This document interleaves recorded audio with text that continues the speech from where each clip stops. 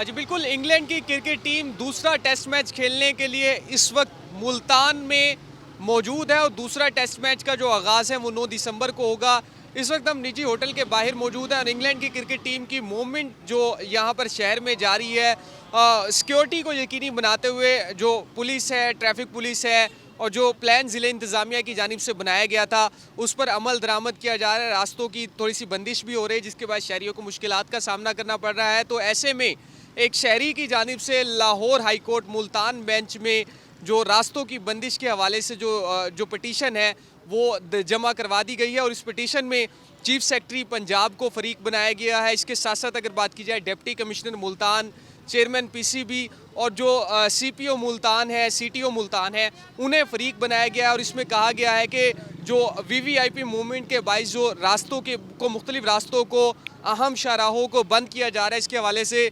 मुश्किलात का सामना करना पड़ा है। मजमूई तौर पर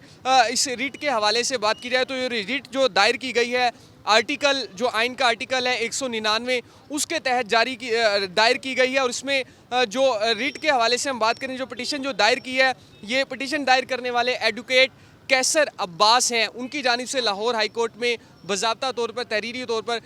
जो रिट है वो दायर की गई है और इसमें कहा गया है फरीक जो है चीफ सेक्रेटरी को बनाया गया है, सिक्योरिटी इदारों को बनाया गया और इसमें कहा गया है कि कार्डियोलॉजी अस्पताल है, अब्दाली रोड है, नवा शहर चौक है और ये जो रास्ते हैं इन्हें बंद किया गया है, कारोबारी मराकिज़ को बंद किया गया है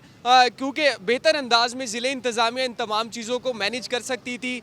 इस जो पुलिस है वो इस तमाम चीज़ों को मैनेज कर सकती थी लेकिन मैनेज नहीं किया गया। इस पर जो है अदालत की जानिब से जो तमाम जो फरीकैन है जिनको भी इस रिट के हवाले से फरीकैन को नोटिस है वो अदालत की जानिब से जारी कर दिया गया है।